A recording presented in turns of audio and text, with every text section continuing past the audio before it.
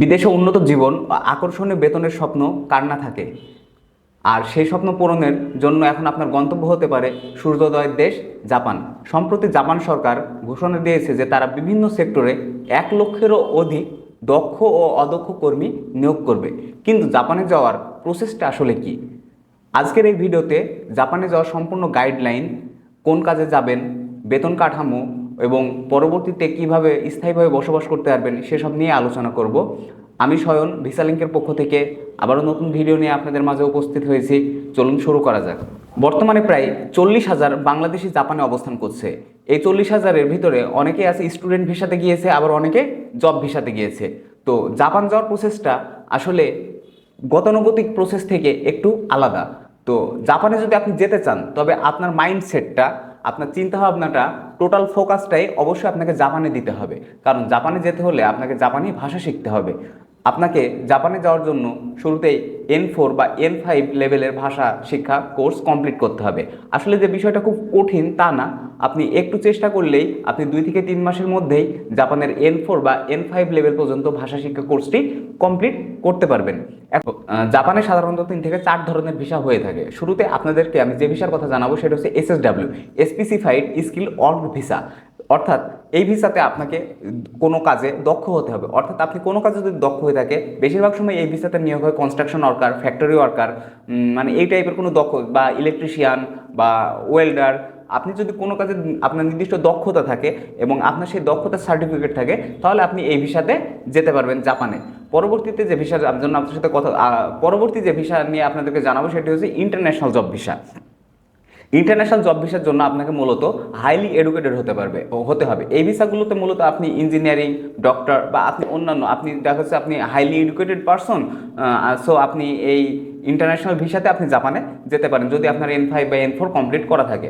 পরবর্তী যে ভিসার কথা আমি বলবো সেটা হচ্ছে TITP, অর্থাৎ টেকনিক্যাল ইন্টার্ন ট্রেনিং প্রোগ্রাম। অর্থাৎ আপনি জাপানে কোনো কাজ শিখতে যাচ্ছেন বা আপনি কোনো প্রোগ্রামের আওতায় যাচ্ছেন, গিয়ে আপনি জাপানে গিয়ে কাজ শিখবেন, শেখার পরে তারপর আপনি জাপানে জব করবেন। এটাই মূলত TITP ভিসা। এরপর আসে মূলত নার্সিং বা কেয়ার গিভার ভিসা। তো এই ছিল জাপানের ভিসা ক্যাটাগরি। আপনাকে একটি জব অফার কালেক্ট করতে হবে। আপনি জব অফার কিভাবে কালেক্ট করবেন? আপনি জব অফার কালেক্ট করতে পারেন, আপনার বাংলাদেশে অনেক এজেন্সি আছে, যে এজেন্সিগুলো জাপানের সাথে বাংলাদেশে অনেক এজেন্সি আছে যারা জাপানে লোক পাঠাচ্ছে এবং জাপানের কোম্পানিগুলো তাদের মাধ্যমে দিয়ে জব অফার করছে। তো আপনি এজেন্সিগুলোর মাধ্যমে জব অফার কালেক্ট করতে পারেন। আবার যদি আপনার জাপানে কোনো নিকট আত্মীয় থাকে, সেক্ষেত্রে আপনি তার মাধ্যমে জব অফার কালেক্ট করতে পারেন। জব অফার কালেক্ট করার জন্য আপনাকে মূলত ভাষা শিক্ষার জন্য, আপনি যে ভাষা শিখেছেন, আপনি যে N4 বা N5 কমপ্লিট আছে, তার একটি পরীক্ষা দেওয়া লাগতে পারে এবং একই সাথে আপনাকে জবের ক্ষেত্রে ইন্টারভিউ দিতে হতে পারে। যেমন আপনি যদি স্কিল ওয়ার্ক ভিসায় যেতে চান বা SSW এই ভিসাতে যেতে চান, সেক্ষেত্রে আপনি যে পেশায় দক্ষ সেই পেশার সেই পেশার পরিপ্রেক্ষিতে আপনাকে সেই পেশার পরিপ্রেক্ষিতে আপনাকে এক্সাম দিতে হবে, বা আপনি কতটুকু দক্ষতা আছে আপনার, সেটা আপনার ইন্টারভিউর মাধ্যমে আপনার কোম্পানি আপনার থেকে সেটা চেক করবে। তো জব অফার যখন আপনার কালেক্ট হয়ে যাবে, জব অফার কালেক্ট হয়ে যাওয়ার পর তারপর আপনার জন্য থাকছে COE। সিওই আসলে কি? সিওই হচ্ছে certificate of eligibility. Certificate of eligibility আপনি তখন পাবেন যখন আপনি জব অফার পেয়ে গেছেন, আপনাকে কোনো একটা কোম্পানি জব অফার করেছে। এবার যে কোম্পানি আপনাকে জব অফার করেছে সেই কোম্পানি আপনার সিওই এর জন্য জাপান ইমিগ্রেশনে অ্যাপ্লাই করবে। জাপান ইমিগ্রেশন আপনার সব কিছু চেক করার পরে যদি তাদের কাছে মনে হয় যে আপনি জাপানে যাওয়ার জন্য এলিজিবল, তখন তারা আপনাকে সিওই দেবে। আপনার সিওই হয়ে গেলে আপনি ধরে নিতে পারেন যে 90% পর্যন্ত আপনার ভিসা প্রায় কমপ্লিট। আপনার যখন সিওই হয়ে যাবে, এরপর আপনার কাজ হচ্ছে যে আপনি বাংলাদেশ থেকে ভিসা প্রসেসিংয়ের জন্য অ্যাপ্লাই করবেন এবং সেটি বাংলাদেশ থেকে করে থাকে ভিএসএফ গ্লোবাল। তারা আপনার ভিসার জন্য অ্যাপ্লাই করবে এবং আপনার ভিসাটি আপনি প্রায় দেখা যাচ্ছে 7 থেকে 10 দিনের আপনার ভিসাটি আপনি 7 থেকে 10 দিনের মধ্যে পেয়ে যাবেন। অনেক ক্ষেত্রে আপনার 15 থেকে 30 দিন পর্যন্ত সময় লাগে। অনেক সময় জটিলতার কারণে এই সময়টা লেগেই যায়। জাপানে যাওয়ার জন্য আপনার যে ডকুমেন্টসগুলো লাগবে সেগুলো হচ্ছে আপনার ভ্যালিড পাসপোর্টের কপি, আপনার সিওই এর কপি, সিওই এর আপনার মূল কপি এবং একই সাথে আপনার ফটোকপি লাগবে, আপনার ভিসা অ্যাপ্লিকেশন লাগবে, আপনার এডুকেশনাল সার্টিফিকেট লাগবে। ও আপনাকে জানিয়ে রাখি যে জাপানে যাওয়ার জন্য অবশ্যই আপনাকে অন্তত মিনিমাম এইচএসসি পাস হতে হবে। এইচএসসি পাস ছাড়া আপনি কোনো স্কিল ভিসা বা কোনো ভিসাতেই জাপানের জন্য অ্যাপ্লাই করতে পারবেন না। আপনার এডুকেশনাল সার্টিফিকেট, আপনার 2 থেকে 4 কপি ছবি লাগবে, আপনার মেডিকেলের প্রয়োজন হবে এবং কোনো ক্ষেত্রে আপনার পুলিশ ক্লিয়ারেন্সেরও প্রয়োজন হতে পারে। জাপানে যাওয়ার জন্য আপনার এই ডকুমেন্টসগুলো লাগবে। এই ডকুমেন্টসগুলো দিয়ে আপনি ভিএসএফ গ্লোবালের মাধ্যমে আপনার ভিসার অ্যাপ্লাই করবেন। এরপরে আসি বেতন নিয়ে। জাপানে খুবই আকর্ষণীয় বেতন। আপনি যে কাজেই জাপানে যান না কেন, আপনি যদি স্কিল ওয়ার্কে যে কোনো কাজে যেতে যান, তাহলে সেক্ষেত্রে আপনার বেতন প্রায় দাঁড়ায় মাসে 1.5 থেকে 2 লক্ষ টাকা বেতন আসবে আপনার বাংলাদেশি টাকায়।